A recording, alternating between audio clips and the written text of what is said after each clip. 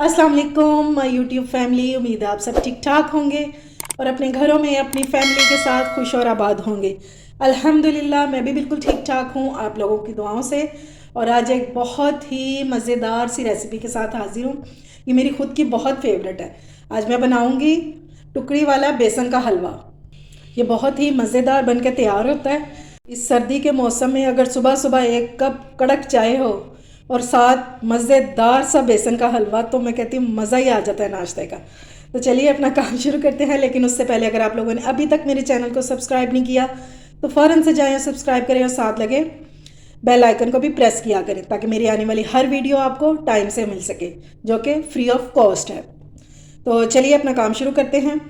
ये मैंने ले लिया है बेसन 1 कप। अभी मैंने इसको छाना भी नहीं है, ये सिर्फ 1 कप मैंने बेसन ही लिया है। ठीक है। अच्छा जी, ये देखें पैन में मैंने घी डाल दिया और ये आधा कप घी है। 1 कप सूजी में और 1 कप बेसन में आधा कप घी जाएगा। ठीक है। आप इसकी जगह देसी घी भी ले सकते हैं। इसको ज़रा मेल्ट होने देंगे और फिर इसमें बेसन डालते हैं। घी हमारा मेल्ट हो चुका है, अब इसमें डालेंगे बेसन। और ये मेजरिंग कप से मैंने नापा। ठीक है। और अब इसको अच्छे से मिक्स कर लेंगे और फ्लेम आपकी लो होनी चाहिए।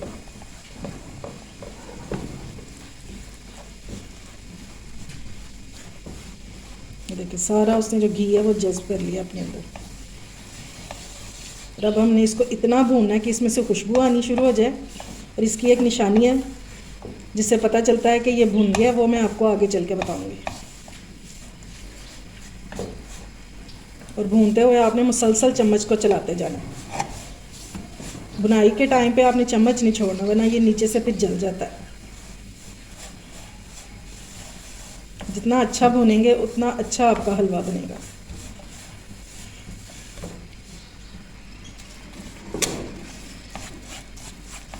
मुझे भूनते हुए तकरीबन 5 से 6 मिनट हो चुके हैं और ये देखें ये अब थोड़ा थोड़ा सा पतला होना शुरू हो गया।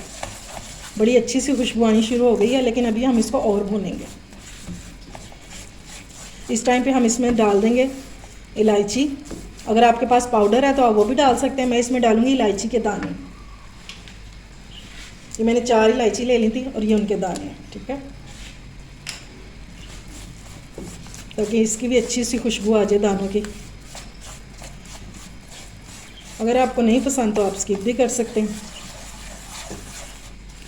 और मैं उस टाइम से मुसलसल चम्मच चला रही हूँ। चम्मच आपने बिल्कुल भी नहीं छोड़ना, क्योंकि फिर ये जलने में 1 सेकंड भी नहीं लगाएगी। ये देख रहे हैं ये नरम होना शुरू हो गया। जब हमने इसमें बेसन डाला था तो एकदम से सख्त सा हो गया था।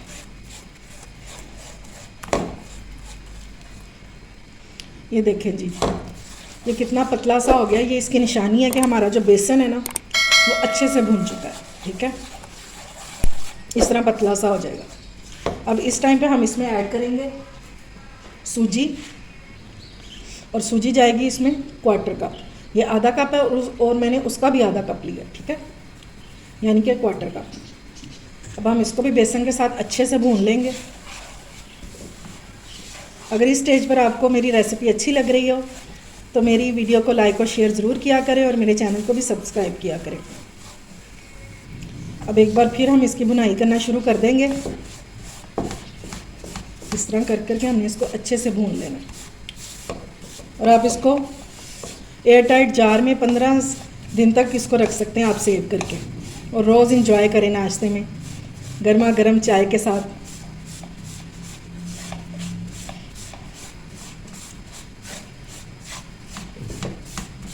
बस इस तरह इसको भूनते जाएंगे। ये मुझे सूजी को भूनते हुए 5 मिनट हो गए हैं और ये देखें ये फिर से वाटरी होना शुरू हो गया, यानी कि पतला होना शुरू हो गया। अब इस टाइम पे हम इसमें ऐड कर देंगे शुगर, चीनी डाल देंगे। और ये देखिए ये उसी मेजरिंग कप से मैंने नापी है, 1 कप डालेंगे। 1 कप हमारे पास बेसन था, 1/4 कप सूजी थी और इसमें जाएगा 1 कप चीनी जाएगी। इसको अच्छे से मिक्स कर लेंगे। और फ्लेम आपकी लो ही होनी चाहिए।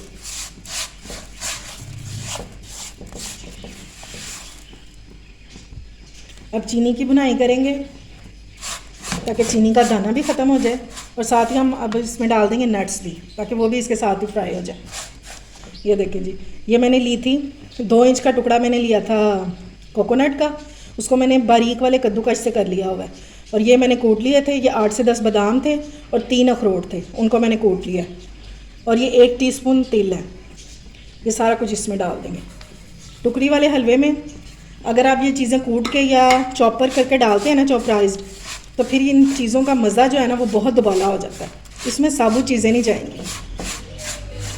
ये देख रहे हैं, इसकी अभी से लुक चेंज होना शुरू हो गई है और इसका जायका बहुत मज़े का होगा। इंशाल्लाह आपको बहुत पसंद आएगा, लेकिन ट्राई करना मस्ट है।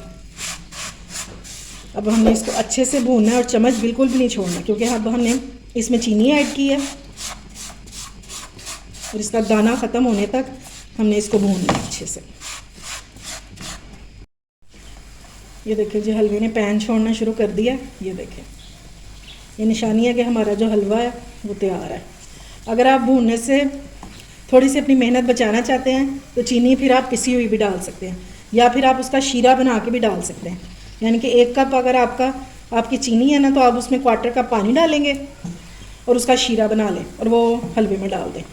इससे भी आपकी मेहनत जो है ना वो काफ़ी बच जाएगी, क्योंकि अगर साबुत डालते हैं तो फिर उसका ज़रा भूनना पड़ता है, क्योंकि उसके मेल्ट होने का वेट करना पड़ता है। और ये देख लें, इसने पैन छोड़ दिया। और जिस बर्तन में आपने डालना है उसको आपने पहले ग्रीस करके रखना है। ये काम आपने पहले करना है। अब ये हलवा हमारा रेडी है। मैं इसको डालूँगी पैन में जिसको मैंने ग्रीस करके रखा हुआ है। ये लें जी, ये मैंने इसमें लगा के बटर पेपर और उसको ग्रीस कर दिया हुआ है और सारा हलवा भी इसमें डाल देंगे।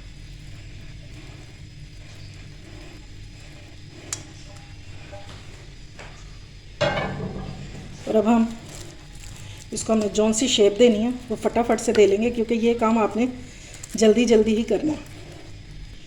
ये लें जी, मैंने इसको सेट कर लिया और ये मैंने इसको इतना मोटा रखा है। ठीक है, तो हम इसकी कटिंग कर लेंगे जैसी शेप आपको पसंद हो। अगर स्क्वायर पसंद है तो स्क्वायर में कट कर लें,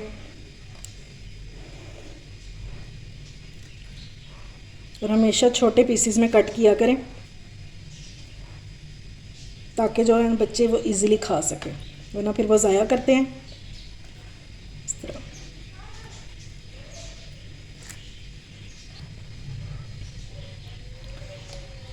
अभी इसको थोड़ा ठंडा होने देंगे और फिर इसकी कतलियाँ निकालेंगे। ठीक है, क्योंकि अभी ये बहुत गर्म है, ये थोड़ा सेट हो जाए तो फिर इसकी कतलियाँ निकालते हैं।